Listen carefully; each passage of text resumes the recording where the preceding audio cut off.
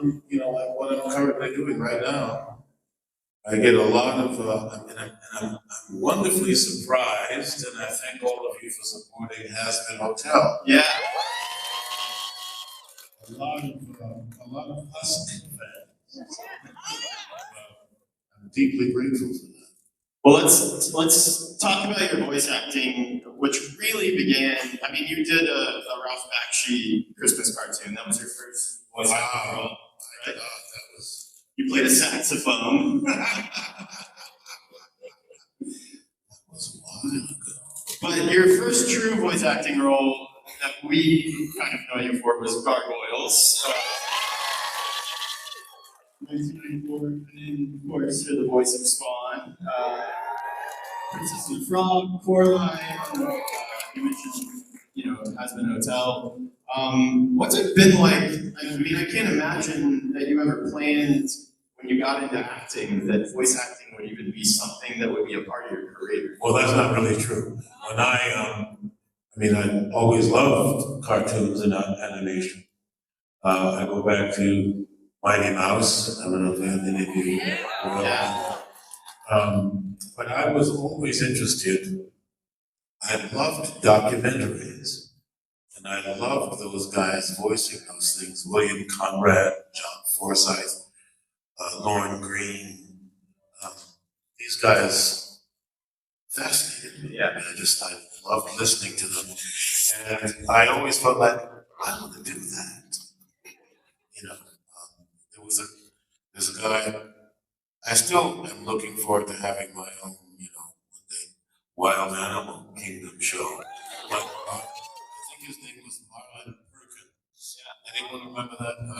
I think it was Wild Kingdom, something like that. I love that stuff. Yeah. And I always wanted to do that. Because it's like, when you're hearing a documentary and you're not seeing the voice, all you have is your imagination sparked from their interpretation of the material. And sometimes they tell wonderful stories. Yeah. Even I'm watching the pictures and everything. But if you didn't have the picture, right, you would still have the voice, describing the action and what's going on. And sometimes it's just amazing. I'm still amazed when I see and hear a good documentary about the contribution of the voice acting. Absolutely, yeah. It is kind of crazy now that you mentioned it, that you don't have a whole part of your career where you're doing voiceover for nature documentaries. I've done a lot of National Geographic. Yeah. It's just Morgan Freeman needs to save some for the rest of us.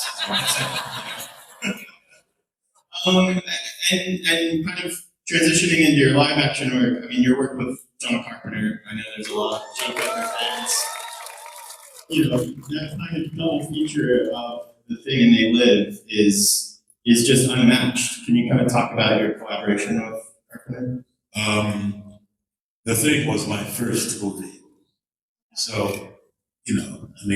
What's not to like?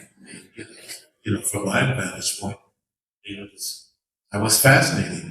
And, actually, since then, it has been like it's the benchmark. It's where I measure everything else from. And John Carpenter is one of the most efficient filmmakers I've ever worked. He had a crew that worked with him most of the time, if not all the time. And they had a way of working, if you know anything about making movies, it's a 12 to 16 hour day from Jump Street. Just expect that. If there's anything less, well, then you're lucky. But John is when I first started, it was a 12-hour day. I can count, as I remember this, okay, this is 40 years ago. So. But I can count on the fingers of one hand how many days we went over 12 hours. It was wonderful. Now, that don't happen every day, Chelsea. 12 hours in a pretty intense shooting environment, for sure. Yeah. Some days are easier than others. Yeah. I mean, I worked on one movie, and the 12 hours would start from 5 in the afternoon to 5 in the morning. And that was like 4 weeks of that. 2 of those weeks, I'd come in at 5, I'd stay in my room until 1 o'clock in the morning, and they'd come in and say, listen, we're not going to get to you right now. So, yeah, that happens. I won't dare ask you your opinion on who you think the thing is at the end of the thing, but I will ask you how tired you are of people asking you who the thing is at the end of the thing. I won't even get into it. But I will say that it is probably the most frequently asked question that I have ever received. Half the people lined up at September.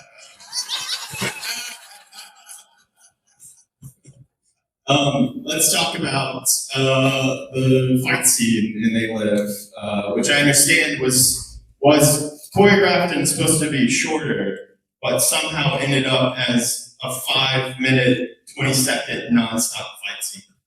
As far as I'm concerned, I remember it being a 7-minute fight scene. If you heard that it was supposed to be shorter, then you didn't know something more than I did. It was always meant to be what it is. Yeah. I mean, it was a very well choreographed fight. Yeah.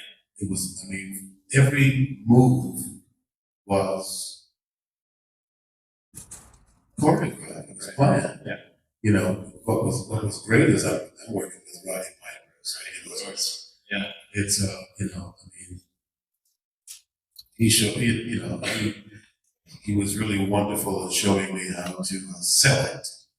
I already came, you know, I came from a stage background, so I was already a certified stage fighter. But stage fighting is there are wonderful similarities, but there are huge differences in stage fighting than on screen fighting. Because there's things I can sell on stage that I can't sell in a movie. If, you know, in a movie, we can have a fight and I don't have to be, I can be as far away as the person standing at the mic. I can be that far, you know, depending on what the camera angle.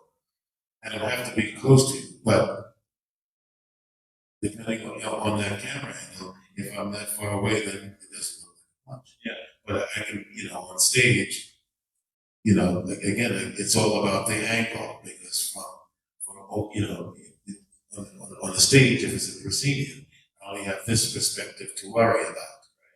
On the camera, I have another perspective to worry about. So if the camera's over here, the camera's over here. From here, it looks great. But from over here, I can see you wouldn't touch it. So, it's complex. Yeah. It's wonderfully complex because, you know, you wanna sell the fight. In fact, I have a shoulder that's hurting me right now because of trying to sell a punch. Yeah. You know, actually, I wasn't selling the punch. I was selling the receiving end of it. And, you know, went back and my shoulder. It was 5 o'clock in the morning, and my shoulder went, "Oh, don't do that." You know. So anyway, but voice acting doesn't look so bad at that point. exactly. Yeah. Well, it's truly one of the most iconic, if not the most iconic fight scenes, you know, ever committed to celluloid. So it just is so good every time I watch it. And every time I watch it, I'm like, is this going to keep going? And it just keeps going. If you've ever seen it's an old John Wayne movie called The Quiet Man. Yeah. That fight was designed after The Quiet Man. Yeah, because They Live is very much a Western. Yeah. I want to stay in the genre. You worked with Jordan Peele on Nope. He's kind of arguably our modern John Carpenter. I mean, even John Carpenter has said as much. What was that experience like working with Jordan? You know, it's always interesting when somebody asks me about what it was like to work. I'm an actor. It was work. Yeah. You know what I mean? How bad can it be? I mean, seriously, I mean, he's a wonderful filmmaker. I love what he goes after. How many of you have seen Nope? Now, I would say, and if you've seen it once, you really need to see it twice in order to really get it, because some people don't get it on the first glance. But once you have seen it more than once, you kind of, oh, that's what he was trying to do. That's what he was getting at. And that's the wonderful thing about movies, period. It doesn't matter what the genre is, but especially in sci-fi or horror movies, there's always something you see the second time that you seem to have missed the first time. And then on the third and fourth time, there's another nuance that oh man, how did I miss that? You know? Yeah, and his films are kind of beautifully complex and layered in that way. And his stuff is always wonderfully layered like that. So.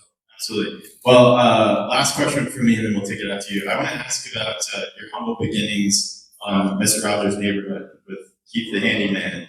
What was it like working with Fred Rogers? Because at this point, he's kind of this mythical figure, and in some ways, we could use him now more than ever.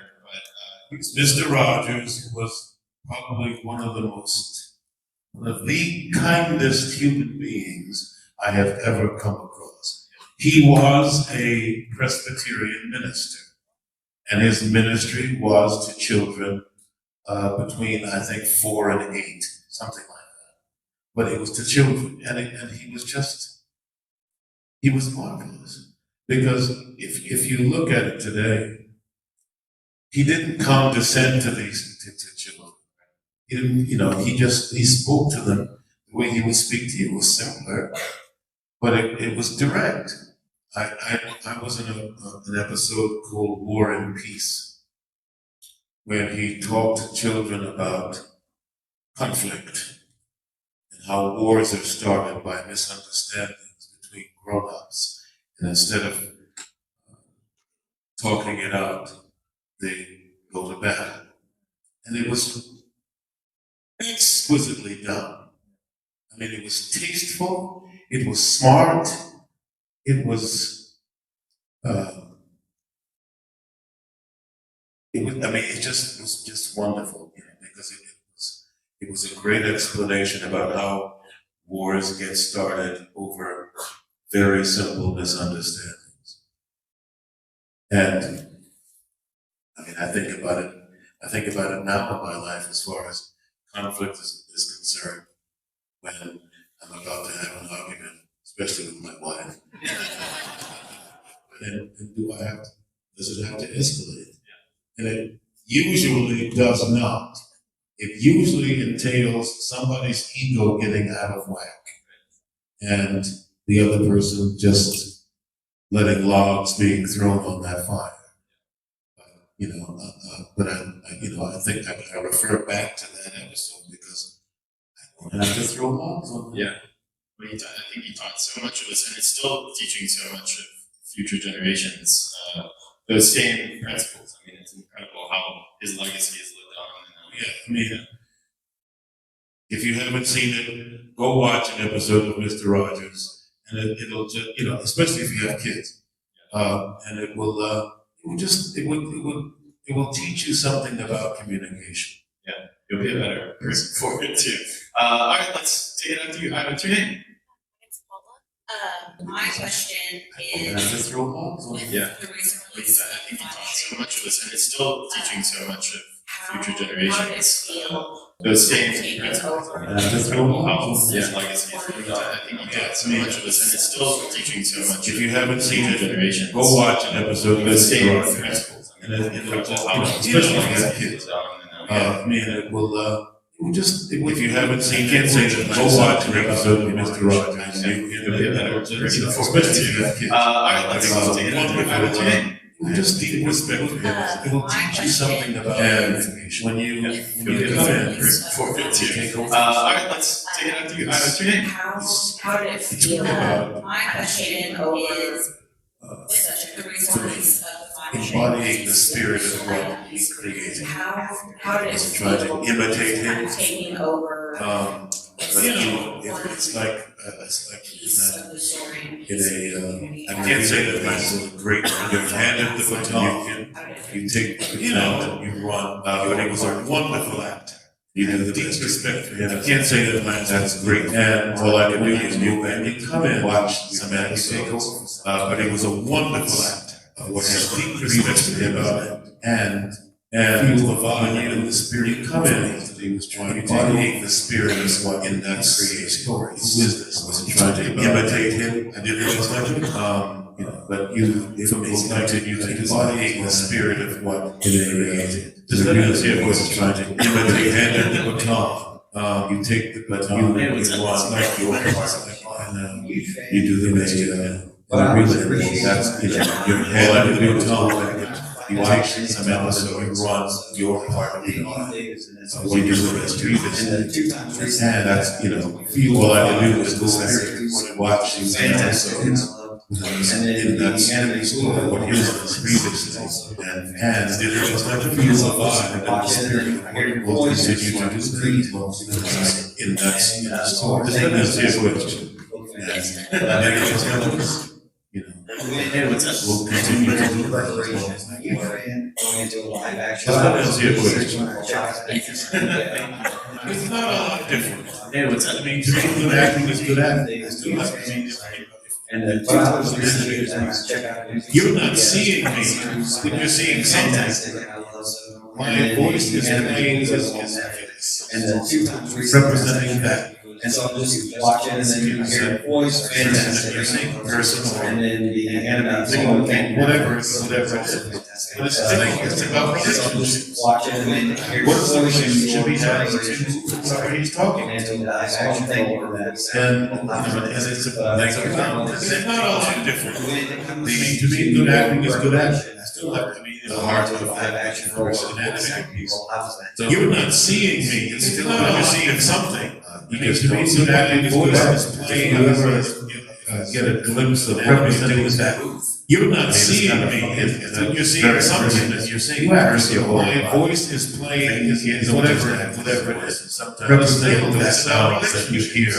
In an animated situation, person, what you see us doing in the booth, whatever, and it's just still, it's about relationships. What is the relationship he has to whoever he's talking about? And, you know, and it's a defense of God, it's to the just fancy. But if you ever, the heart of that, get a glimpse of what we do, so, I mean, it's kind of, it's very funny, you just with your whole body. But if you ever don't just act, get a glimpse of what we get, those sounds that you hear, it's kind of in an animated, very funny situation. You act with your whole body. You see us doing in the booth, you don't just act with your voice. Sometimes to get those sounds that you hear in an animated situation.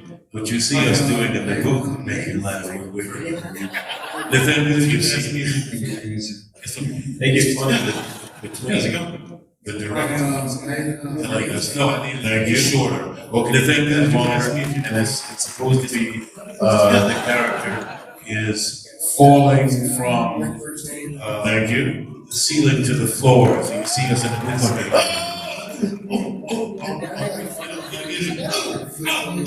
and you gotta do all that and stay up in front of the light. So, it can be kind of fun,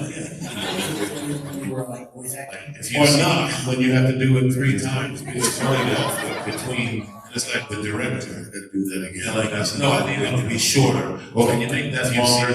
And that's what it's supposed to be.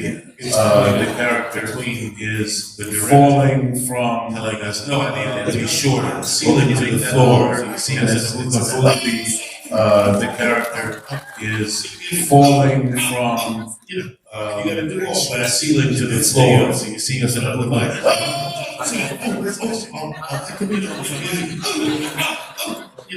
And you gotta do or not when you have to do it 3 times because you're like, so it's like, that could be done from what?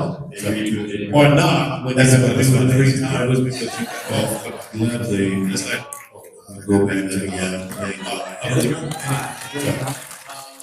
that's about as funny as it gets.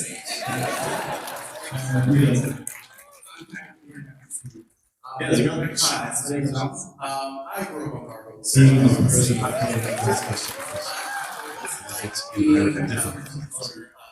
it's gotten different. In some instances better, in some instances. Some instances. It's been a good parallel, I mean, go back to what has been shift. I would gladly, go back to the line, playing the line. It's not necessarily being a person of color in America.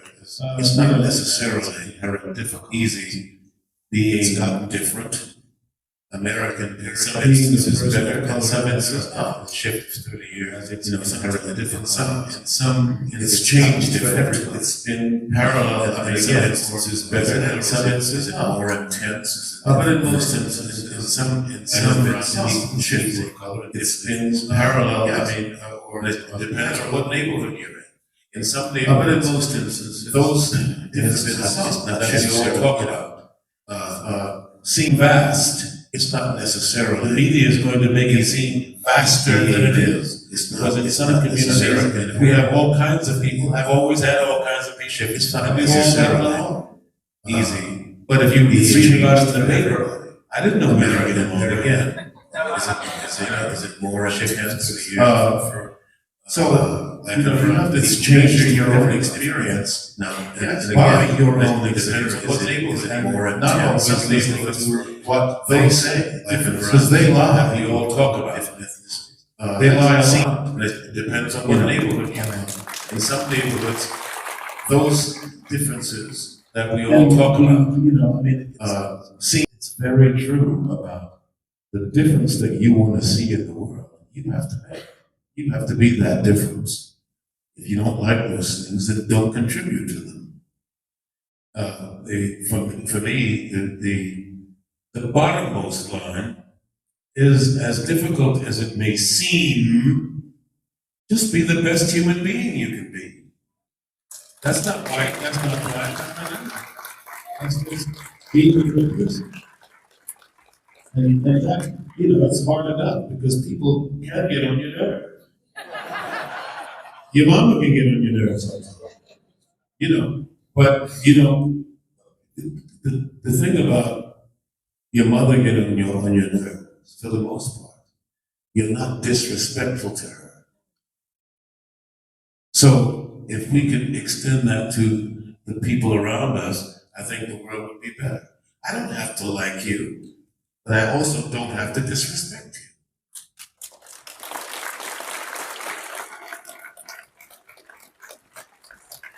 So, I hope that answers your question. Thank you.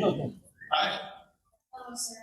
My name is Lola, and I haven't seen Hospital Hotel, but I have seen the plot and I love the soundtrack. What's your favorite and least favorite song and why? One of my favorite songs you've ever heard yet. So, look out for season 2. But, obviously,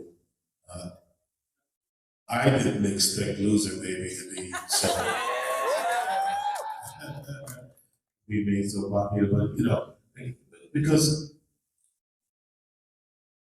and somebody you can address this for me. I think Loser Baby is popular because who hasn't felt like that? Yes. I mean, if you look at we could look at Shakespeare, look at Hamlet, and say, "Oh, what a rogue and peasant slave am I." Now, at some point in your life, who hasn't felt like that? So, the thing that resonates in my soul about Loser Baby is at some point, we have all had those feelings. Sometimes they lasted for a minute, sometimes they lasted for a year. But we've had them, and we navigate our lives through them. And when you see, when you can hear yourself reflected on a screen somewhere, it's moving. It gives you hope and possibility that whatever this thing is that you're going through is not going to last. If it will pass. It may not happen as fast as it does in a half-hour cartoon. It may last a little bit longer than that. But if you stick with it long enough, you know that there is another side to whatever it is that I'm going through. Does that answer your question? Absolutely. And what was your least favorite song in soundtrack? Huh? What was your least favorite song in soundtrack? I'm not gonna have that conversation. Thank you. What's up, man? My name is Spikey. The name is what? Spikey. Spikey. Yeah, Spikey. Because you know what I heard? Hi, my name is what? Oh, I'm sorry. I don't know what that. I'm collecting my thoughts right now. You're like you're a childhood hero of mine. I'm a big Halo fan, and Halo's a thing that I've been getting for like years. And being this close to you right now, I'm coming to your photo op later. But being this close to you right now is completely unreal. I have a Halo for your question. It's real.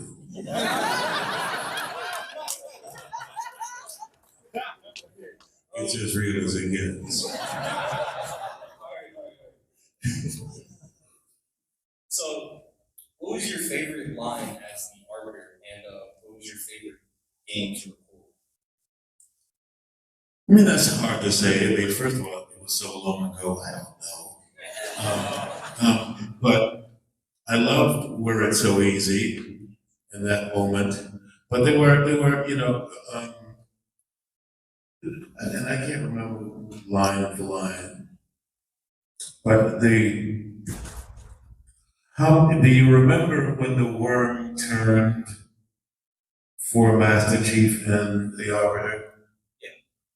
And the relationship took on a different, when they were no longer adversarial, and they became in league with each other. And first, it became the respect of great adversaries, and then they became friends. That was my favorite. That's a good one. One last. You think the arbiter should come back? Absolutely.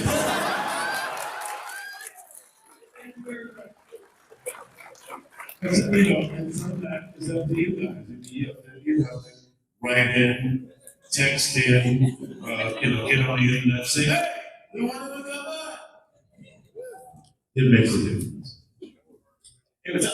Hello, my name is Stephen here. What's your favorite character off video games? In video games? You voice actors. Yeah, what's your favorite voice role in a video game?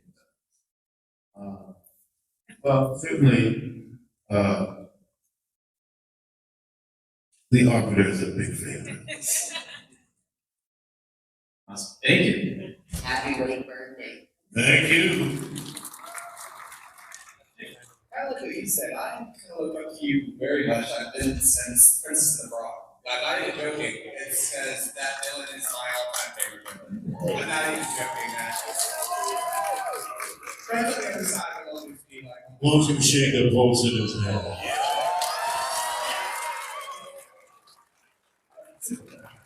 yes. My question would be, what would be one of the most characters out of the roles you've done that you've related to the most? Oh, in my experience as an actor, you learn a little bit about yourself in every character you play. You know, everybody is different, and yet everybody is the same. So, you know, there's a little bit of Facilier in me. I mean,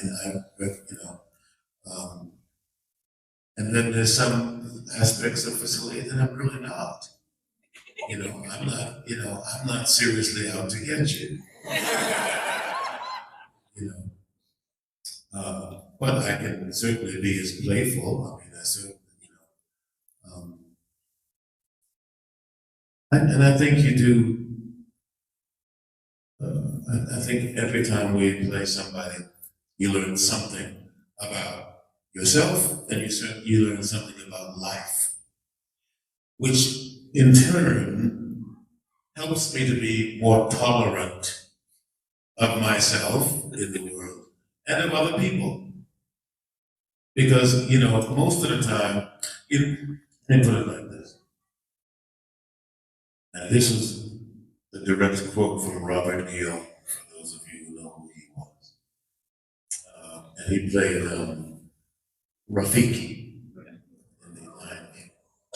And he told me once, when you discover how little other people really think about you, you will stop worrying about what other people think about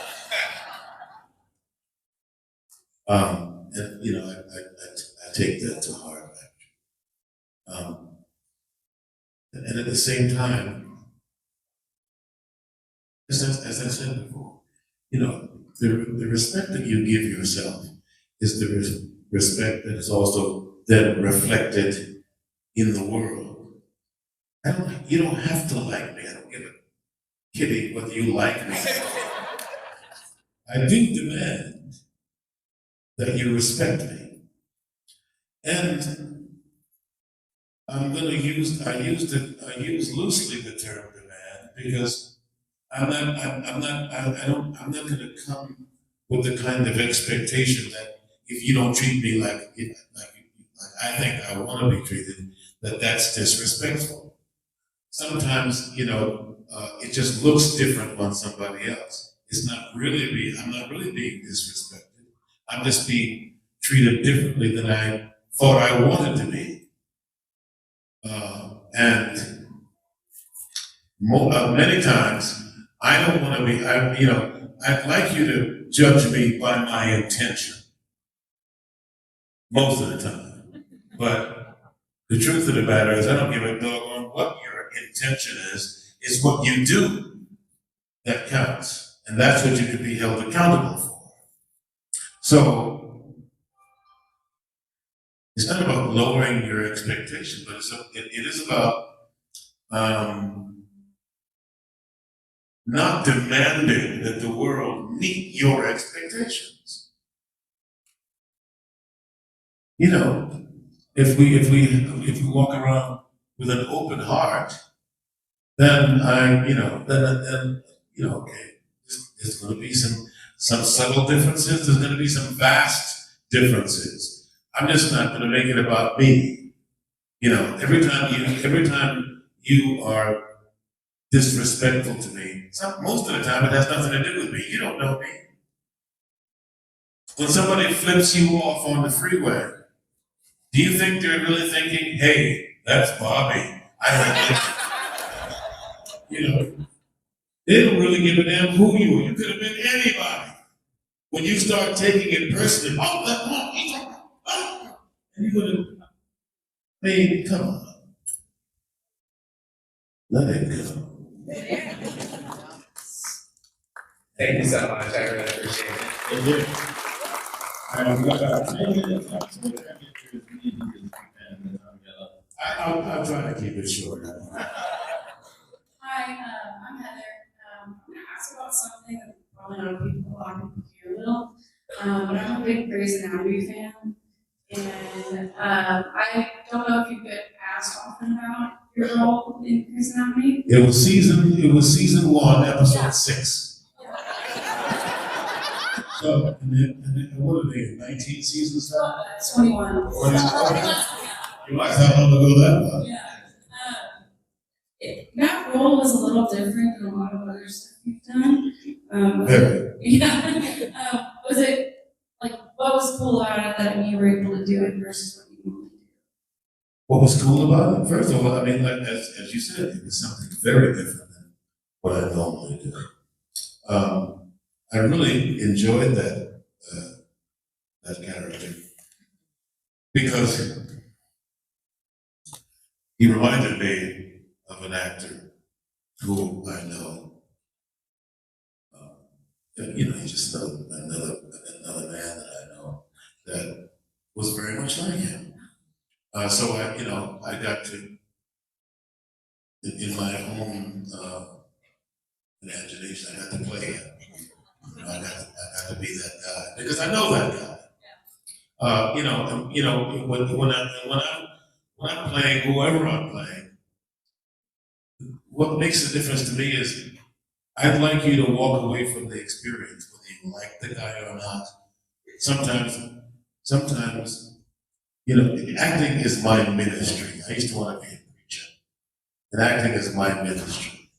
And if I'm playing a guy that oh my God, I wish I knew him. I want to be more like that. That's a blessing. It's also a blessing when I play somebody and you go, oh my God, I hope I never be that. I don't want to be like that. Because, what we're talking about is human behavior. Now, we all think I would never do anything like that. I don't know anybody who would do anything like that. But if you watch any of these reality shows, but any of these, criminal shows where, who did this and these, it's pretty incredible, the vast array of what human beings are capable of and what they do.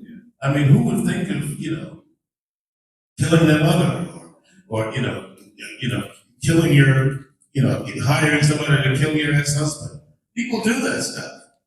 And so my point is, I relish those moments when I get to play somebody and you say, wow, I know that guy. Thank you.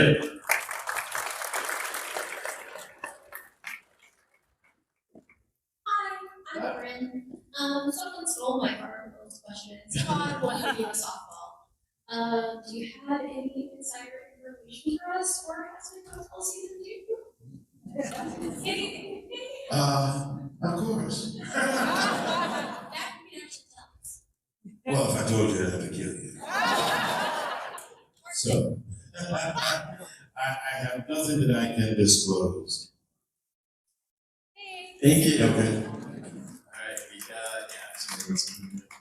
Alright, we got time for a couple more. Hi, Keith. Hey. I'm Josh, another Josh. Hey, Josh.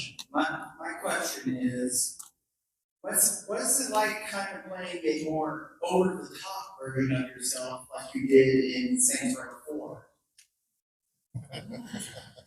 Josh, it is. You see my really cool demeanor right now.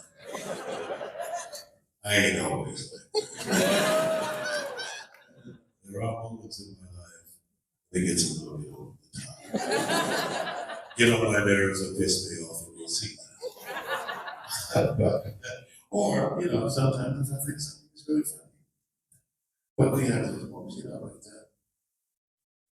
It's all fun, it's all good. Thanks, Josh. It's all for your entertainment. Hi. Hey. I played a lot of Halo when I was younger, and Arthur's one of my favorite characters in any video game. And I also think it's so cool that now you're voicing Zavala in the final shape.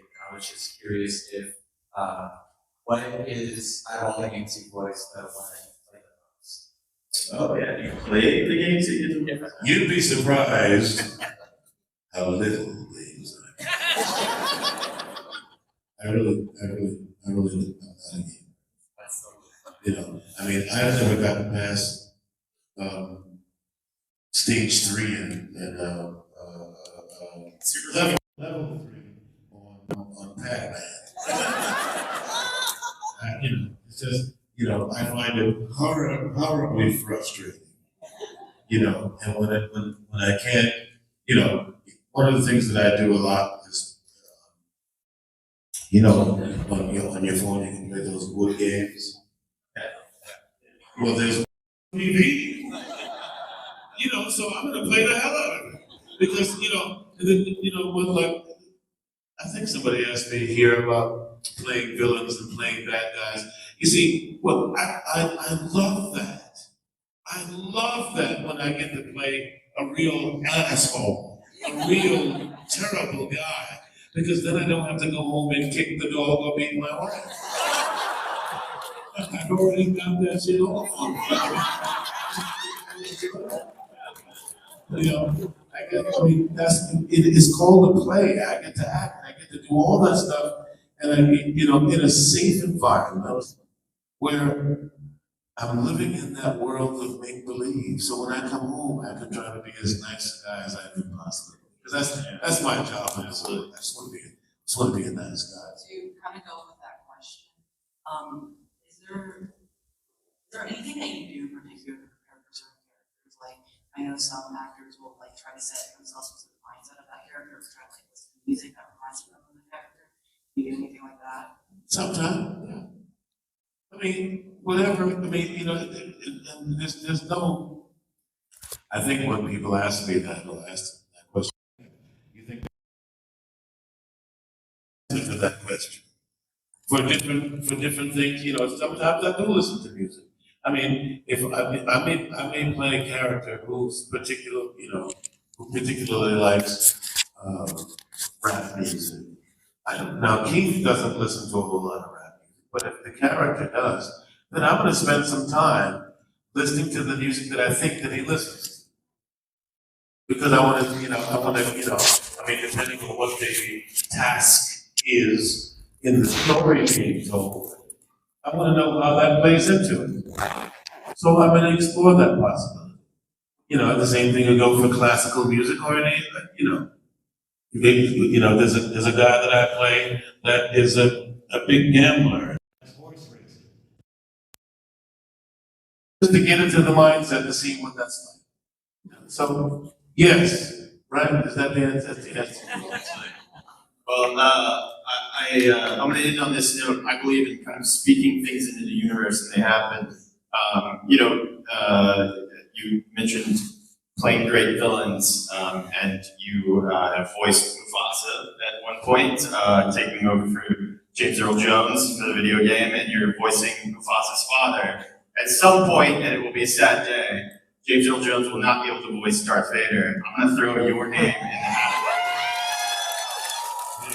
Can you imagine? Oh, we're only going to throw the hat. I'm just throwing it out there. We're all pulling for it. Fan Expo Dallas, a huge Texas-sized round of applause.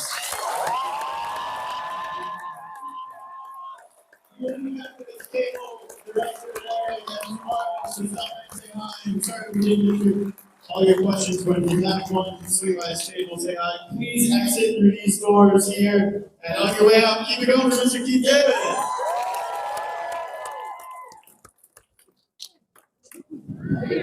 All right, Fan Expo, at this time, we are adjourned to theater. If you are not,